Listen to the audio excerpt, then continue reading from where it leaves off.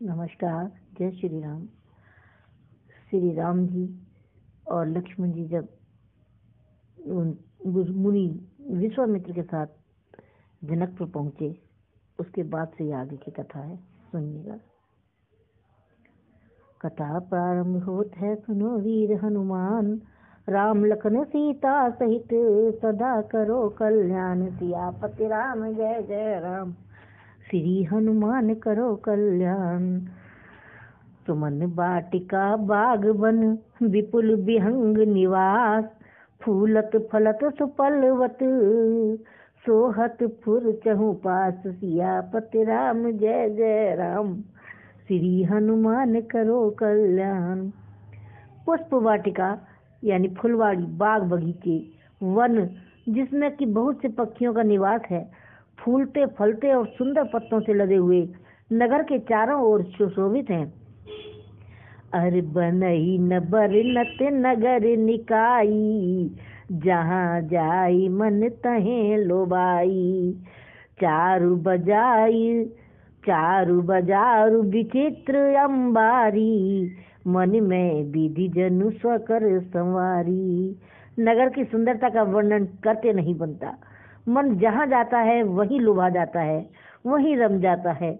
वह सुंदर बाजार हैं, मणियों के बने हुए विचित्र छज्जे हैं, मानो ब्रह्मा ने उन्हें अपने हाथों से बनाया है।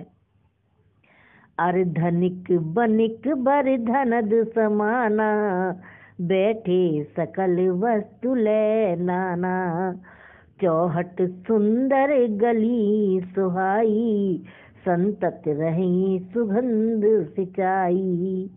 कुबेर के समान श्रेष्ठ धनी व्यापारी सब प्रकार की अनेक वस्तुएं लेकर दुकान में बैठे हैं। सुंदर चौराहे और सुहावनी गलियां सदा सुगंध से सींची रहती हैं।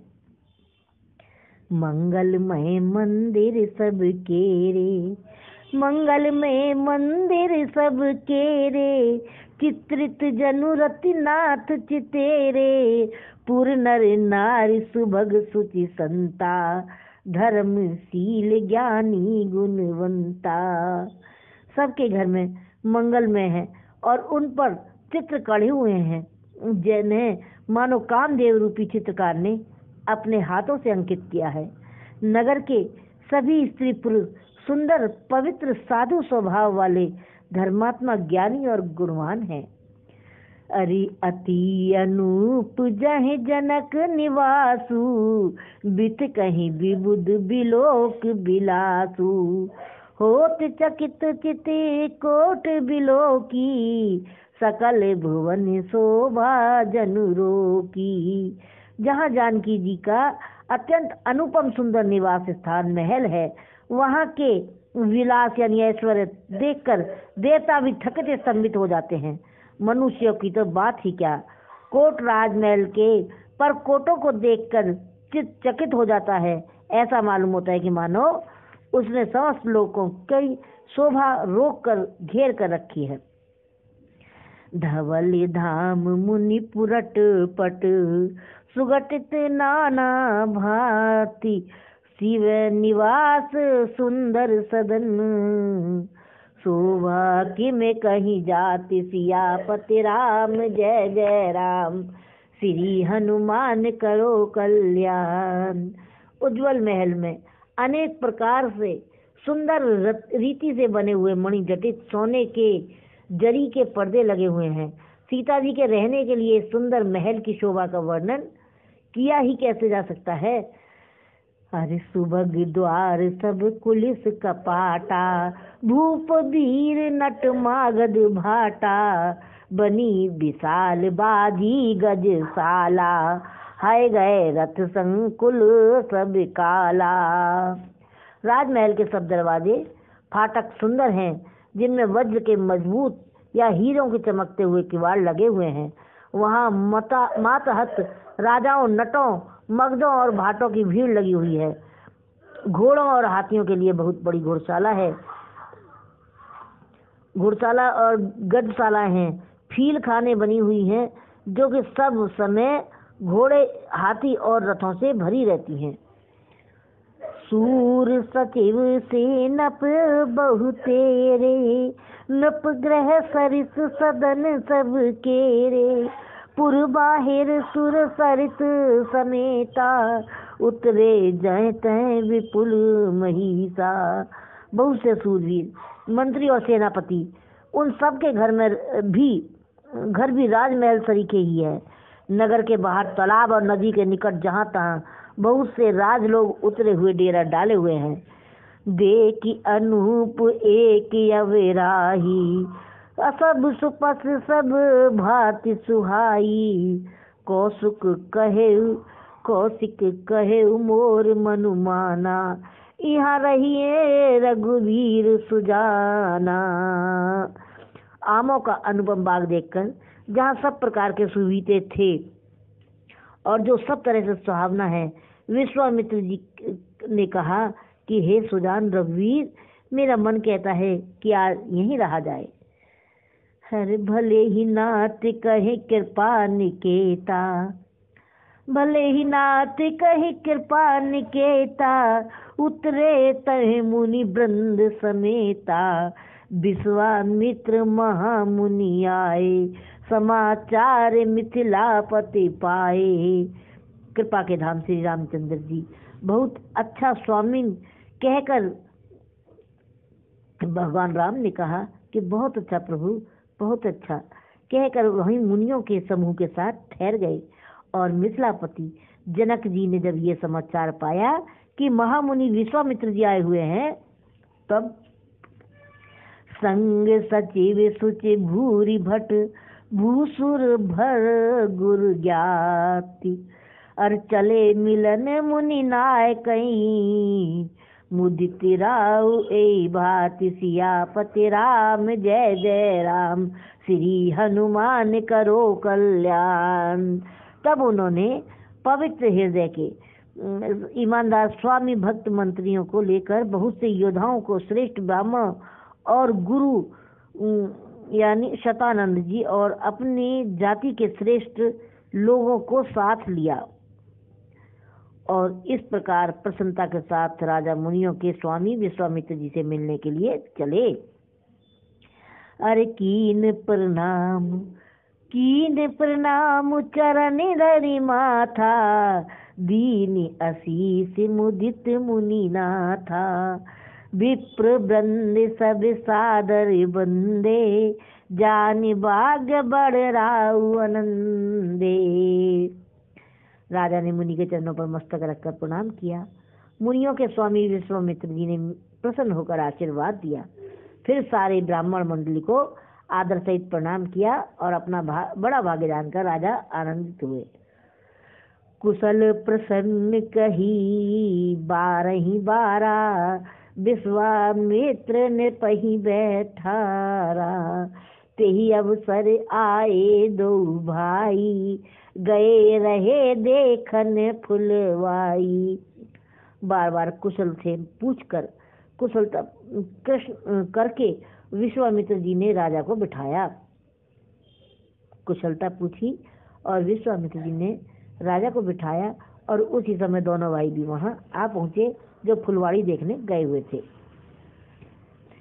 हरे श्याम गौर मृदु बयस किशोरा, लोचन सुखद विश्वचित चोरा। उठे सकल जब रघुपति आए, विश्वामित्र निकट बैठाए। सुकुमार किशोर अवस्था वाले श्याम और गौर वर्ण के दोनों कुमार, नेत्रों को सुख देने वाले और सारे विश्व के चित्त को चुराने वाले जब रघुनाथ जी आए, तब सभी ने उनके रूप एवं तेज से प्रभावित होकर उठकर खड़े हो गए सभी। और विश्वामित्र जी ने उनको अपने पास बैठा लिया। हर भय सब सुखी देख दो भ्राता, बारी बिलोचन पुलकित गाता। मूरति मधुर मनोहर देखी, भयउ विदेहु विशेषी। दोनों भाइयों को देखकर सभी बड़े सुखी हुए। सबके नेत्रों में जल भर आया। आनंद और प्रेम के आंसू उमड़ पड़े और शरीर रोमांचित हो उठे। राम जी की मधुर मनोहर मूर्ति को देखकर विदेह यानी जनक विशेष रूप से विदेह यानी देह की सुध बुध रहित हो गए। उन्हें कोई देह की अपनी सुध बुध नहीं रही जनक जी को। अर प्रेम मगन मनुजन्य निरपु करि विवेक उधर धीर बोले मुनि पद नाय सिर गद गद गिरा गंभीर सियावर राम जय जय राम मेरे प्रभु राम करो कल्याण। मन को प्रेम में मग्न जान राजा जनक ने विवेक का आश्रय लेकर धीरज धारण किया और मुनि के चरणों में सिर नवाकर गदगद प्रेम भरी गंभीर वाणी से बोले, कहु नाथ सुंदर दो बालक मुनि कुल तिलक किन्नर पुल कुल पालक ब्रह्म जो निगम नेति कही गावा उभय वेश धर की सोयावा। हे नाथ, हे प्रभु मुनि श्रेष्ठ, कहिए ये दोनों बालक मुनि कुल के आभूषण हैं या किसी राजवंश के पालक हैं या जिसका वेदों ने नीति कहकर गान किया है, कहीं वह ब्रह्म तो युगल रूप धरकर नहीं आए हैं। सहज विराग रूप मन मोरा सहज विराग रूप मन मोरा थकित होत जिमि चंद चकोरा ताते प्रभु पूछई सति भाऊ कहु नाथ जाने करऊ दुराऊ। मेरा मन जो स्वभाव से ही वैराग रूप बना हुआ था, इन्हें देखकर इस तरह मुग्ध हो रहा है जैसे चंद्रमा के जिस प्रकार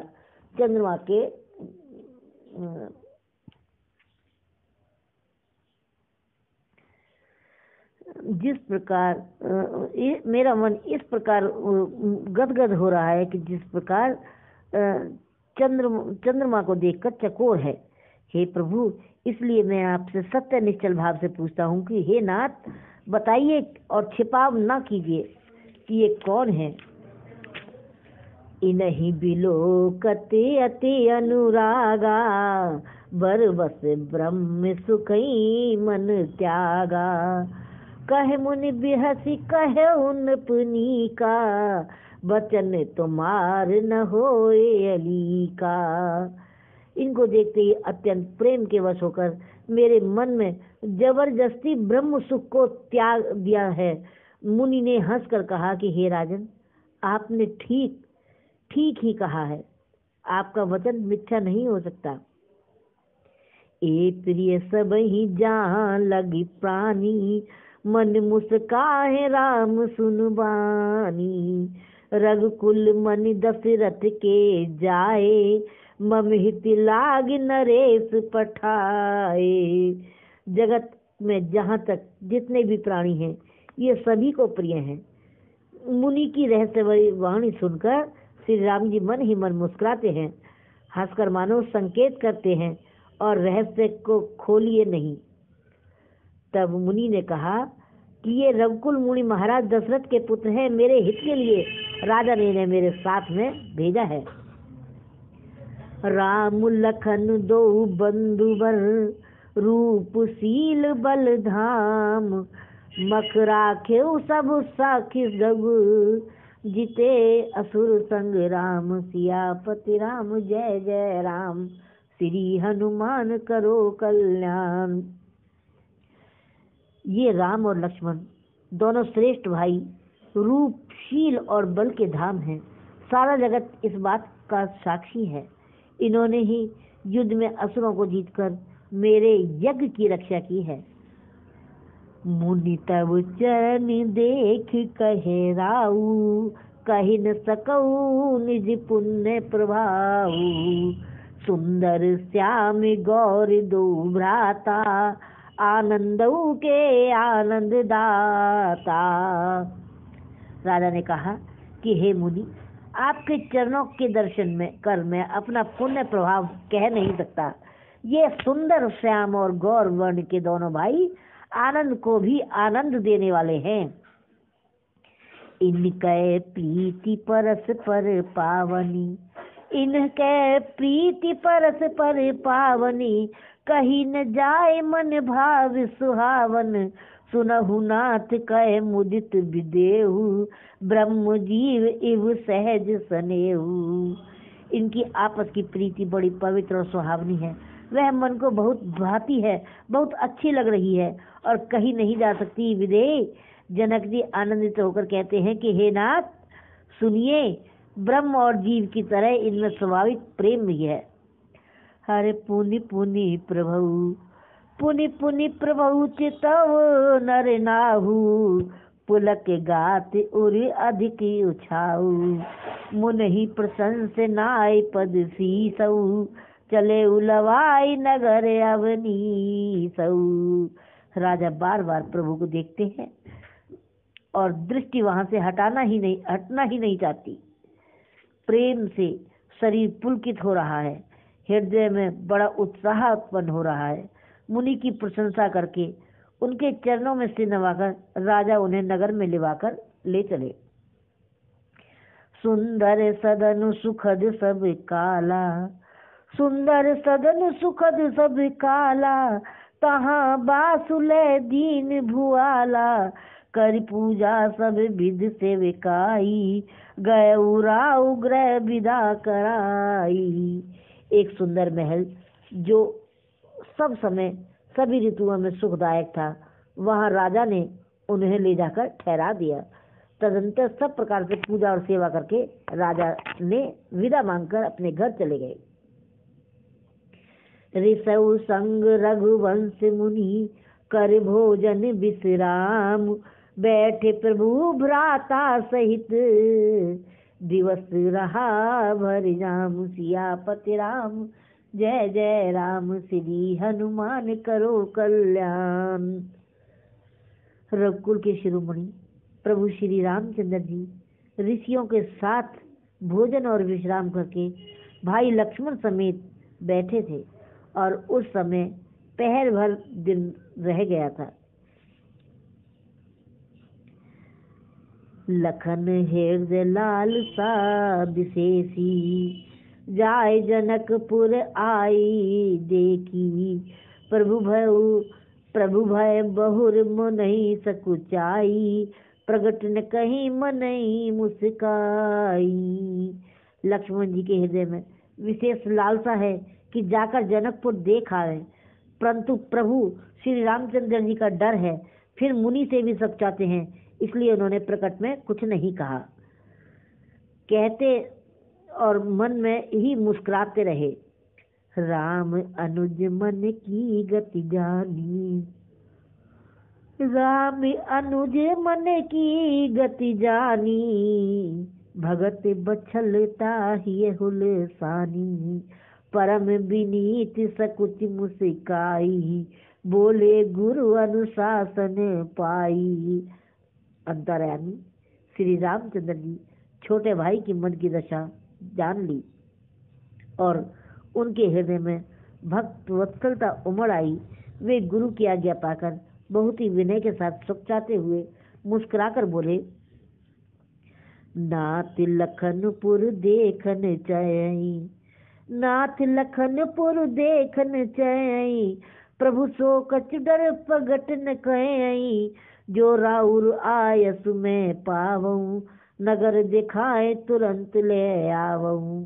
हे नाथ, लक्ष्मण नगर को देखना चाहता है, किंतु प्रभु आपके डर और संकोच के कारण स्पष्ट नहीं कहते।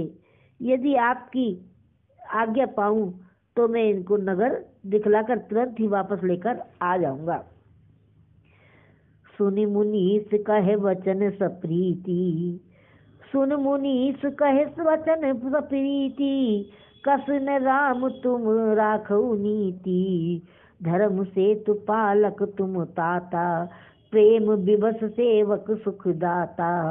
यह सुनकर मुनीश्वर विश्वामित्र जी ने प्रेम सहित वचन कहे कि हे राम, तुम नीति की रक्षा कैसे न करोगे। हे तात, तुम धर्म की मर्यादा का पालन करने वाले और प्रेम के वशीभूत होकर सेवकों को सुख देने वाले हो। जाय देखिया वो नगरऊ, सुख निदान दो भाई। करऊ सुफल सबके नयन, सुंदर बदन दिखाए सियापति राम। जय जय राम, श्री हनुमान करो कल्याण।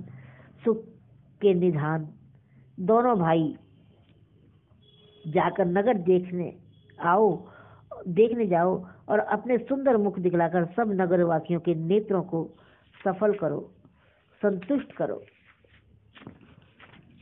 सुनिपद कमल बंधु दो भ्राता, मुनिपद कमल बंधु दो भ्राता, चले लोक लोचन सुख दाता। बालक वृंद देखी अति शोभा, लगे संग लोचन मनु लोभा। सब लोगों को नेत्रों को सुख देने वाले दोनों भाई मुनि के चरण कमलों की वंदना करके नगर को घूमने के लिए, नगर की शोभा देखने के लिए चले। बालकों के झुंड इनकी सुंदरता की शोभा को देखकर, इनकी सुंदरता को देखकर साथ में लग लिए और उनके नेत्र और मन इनकी माधुरी पर लुभा रहे थे।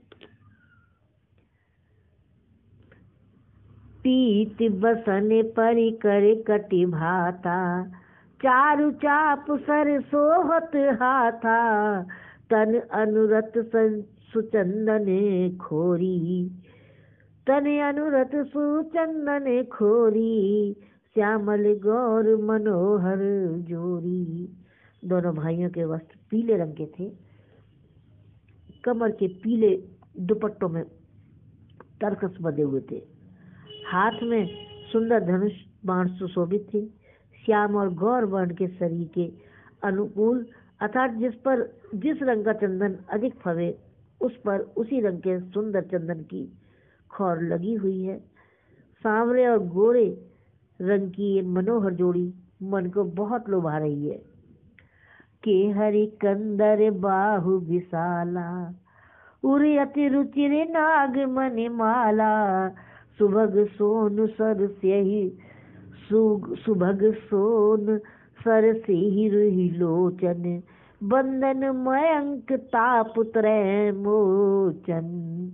सिंह के समान गर्दन, गले का पिछला भाग है, विशाल भुजाएं हैं, चौड़ी छाती पर अत्यंत सुंदर गजमुक्तों की माला है, गजमुक्ता की माला है।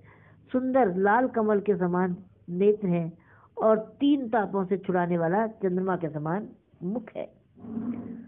कानहि कनक फूल छवि देखी, चितवत चितहि चोरी जनु लेही। चितवन चारु भ्रकुटि बर बांकी, तिलक रेख शोभा जनु चाकी। कानों में सोने के कर्णफूल अत्यंत शोभा दे रहे हैं और देखने वाले हैं, चित्त को मन को चुरा लेते हैं, देखने वाले का मन को चुरा लेते हैं और उनकी चितवन दृष्टि बड़ी ही मनोहर लग रही है। भौहें तिरछी एवं सुंदर हैं, माथे पर तिलक की रेखाएं हैं, ऐसी सुंदर है मानो की मूर्ति शोभा पर मुहर लगा दी गई है। रुचिर चौतरी सुभग सिर, मेचक कुंचित केस। नख सिक सुंदर बंधु दो, शोभा सकल सुदेश। सियापति राम जय जय राम, श्री हनुमान करो कल्याण। कानों में सोने के कर्णफूल अत्यंत शोभा दे रहे हैं और देखते ही देखने वाले के मन को चुरा लेते हैं। उनकी चितवन दृष्टि बड़ी ही मनोहर लग रही है और भौहें तिरछी एवं सुंदर है, माथे पर तिलक की रेखाएं ऐसी सुंदर है मानो मूर्ति पर शोभापुर की मुहर लगा दी गई है। रुचिर चौतनी सुभग सिर, मेचक कुंचित केस। नख सिक सुंदर बंधु दो, शोभा सकल सुदेश। सियापति राम जय जय राम, मेरे प्रभु राम करो कल्याण। श्री हनुमान करो कल्याण। सिर पर सुंदर चौकोनी टोपियां हैं, काले और घुंघराले बाल हैं। दोनों भाई नख से लेकर शिखा तक, एड़ी से लेकर चोटी तक ऐसे सुंदर लग रहे हैं मानो सारी शोभा जहाँ जैसी चाहिए थी वैसी ही है।